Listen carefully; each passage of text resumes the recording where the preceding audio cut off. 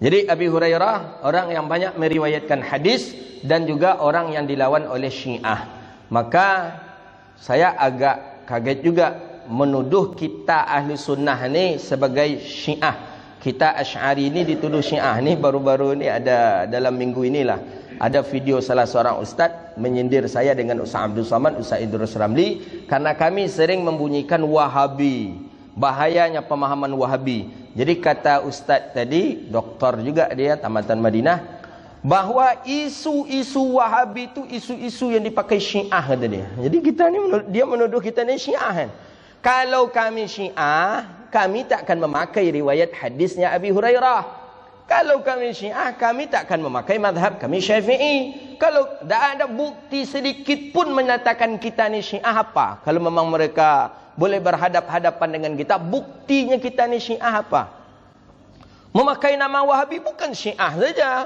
Kebanyakan ulama Ahlus Sunnah wal Jamaah mulailah hitung dari kelahirannya Muhammad bin Abdul Wahhab sampai hari ini bukan ulama Syiah yang mengatakan Wahabi itu bahaya, tapi umumnya ulama Ahlus Sunnah wal Jamaah lah yang mengatakan Wahabi itu berbahaya. Siapa di antaranya? Syekh Nawawi Al-Bantani, Syekh Ihsan Al-Jamfasi, Syekh Nuruddin Banjari, Syekh Ramadan Buti, Syekh Said Ramadan Al-Buti, Syekh Yusuf Qardawi. Ulama-ulama besar mulai dari lahirnya Wahabi sudah mengatakan Wahabi pemahaman yang berbahaya dan pemahaman sesat. Dan daripada ratusan ulama tadi yang mengatakan Wahabi sesat, tidak ada satupun daripada mereka terindikasi Syiah. Kini ustaz-ustaz gini mulai pula dia nak menjelekkan kita, dituduhnya kita Syiah karena yang sering mengatakan Wahabi itu Syiah. Enggak.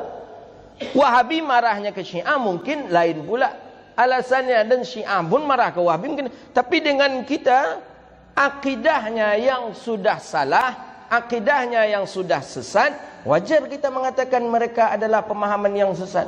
Mengatakan Allah duduk di langit seperti duduk di atas kursi. Macam ni Allah Ta'ala duduk di kursi. Kan tidak-tidak aja namanya. Akidah Yahudi itu duduk di kursi macam ni. Mungkin Allah Ta'ala duduk di kursi seperti ini. Berarti Allah butuh kepada tempat kursi. Kursi ni makhluk. Kalau Allah duduk di atas kursi, berarti Allah duduk dengan makhluk. Allah butuh kepada makhluk, berarti lemah. Tuhan tidak boleh berhajat kepada apapun. Allah tidak berhajat kepada apapun. Ini nyata mereka mengatakan Allah di atas. Mengatakan Allah di atas berarti Allah punya jihad. Jihad maksudnya punya tempat, punya arah. Arah atas. Atas kan arah. Tempat. Berarti mustahil Allah punya tempat. Allah akan turun. Di setiap sepertiga malamnya Allah turun. Menurut mereka memang Allah yang turun. Zat Allah yang turun setiap sepertiga malam. Pertanyaannya, kapan Allah naik lagi? Kapan Allah naik? Sepertiga malam turun di Pekanbaru. Siap tu turun pula lagi Allah di Sumbar. Kemudian turun lagi Allah di mana lagi? Bila Allah Ta'ala naik? Naiknya Allah Ta'ala tu kapan? Kapan? Berarti batal dong mereka mengatakan Allah di atas. Jadi maksud hadis itu bahwa Allah Ta'ala turun sepertiga malam. Apa Allah yang turun? Rahmatnya Allah. Inilah yang disebut dengan takwil. Inilah yang disebut dengan takwil. Jadi tidak mesti hadis itu kita maknakan dengan makna itu, tapi harus ada yang kita takwilkan. Sama dengan ayat wa huwa ma'akum aynama kuntum. Dianya Allah di mana saja kamu berada. Allah ada di mana saja kamu berada. Coba jangan kita takwilkan. Mentah-mentah itu kita telan. Allah aynama kuntum wa huwa ma'akum aynama kuntum. Hianya Allah ma'akum bersama kamu di mana saja kamu berada. Ini kalau kita terjemahkan mentah-mentah bahaya ini. Zatnya Allah kalau kita sebut zatnya Allah ini datang wahdatul wujud nih, pemahaman wahdatul wujud. Berarti kita di WC, Allah di WC.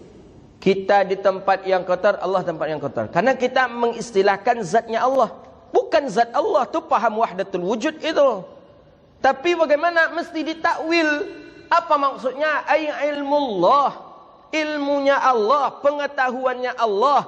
Di mana saja kita berada, kita selalu diawasi oleh Allah. Itu namanya takwil. Akidah ahli sunnah wal jamaah menyelamatkan pemahaman-pemahaman sesat ini kepada pemahaman yang betul. Ibnu Taimiyah sendiri mentakwilkan ayat itu. Allah, kalau seandainya tidak ditakwilkan ayat itu, maka jatuhlah dia sebagai wahdatul wujud. Itulah yang minum itu siapa? Allah. Bahaya kan? Yang duduk sekarang siapa? Allah.